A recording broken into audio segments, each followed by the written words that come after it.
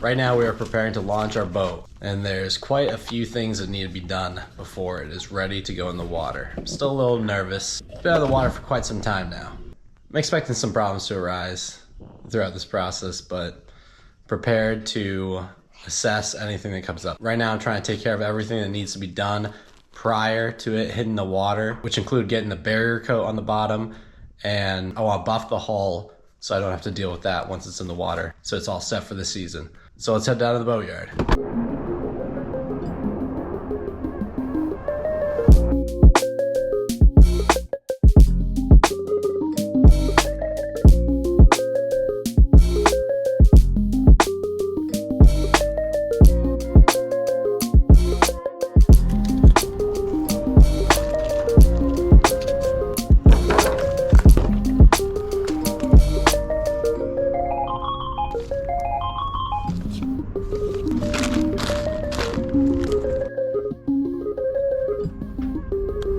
The first step of this project is taping the waterline of the boat to prep it for the paint. You want to try your best with the tape to get a clean line so that when the paint goes on, it doesn't leave any marks underneath the tape and it just makes a clean line.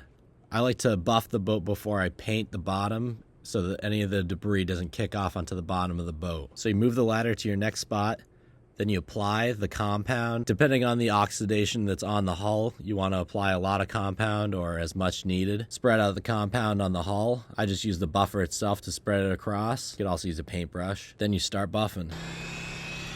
Depending on the oxidation on the hull, you may need to use more compound and do more buffing. Here I have half the boat done, and you can see how big of a difference this makes. Buffing also protects the hull from sun damage and creating oxidation. This is what we'll be using today. Interprotect 200 Echo. This is not endorsed by Interlux. I've actually never used this product before. It's gonna be my first time, but I think it will work out. Oh, 2 parts, so I think I mix this with this and slap it on. So the hull was soda blasted, and because of this, you can see some of the old barrier coat remains on it.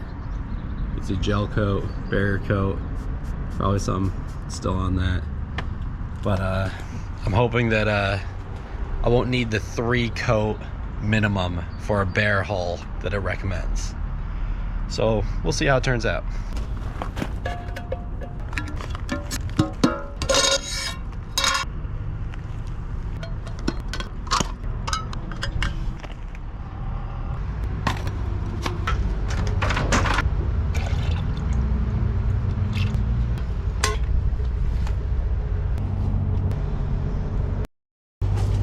It also would have been better if I had one of those mixing drill bits. It's a hell of a forearm workout.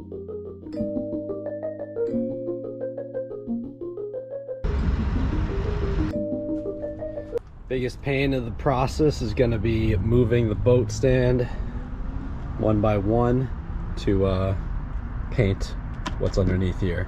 And what I think I'm going to do is I'm going to paint a square on each one so that will dry quicker, and then I can still use the paint I have left, move the boat stands last on the dry spot, paint.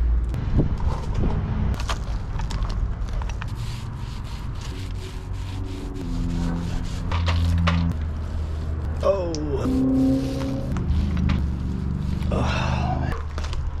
Probably should have the Tyvek too.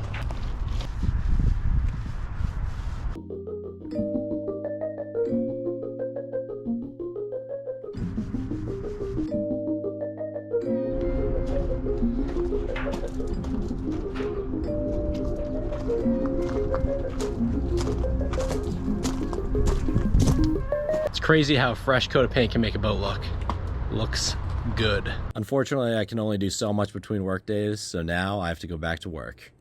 Have the GoPro out for the montage.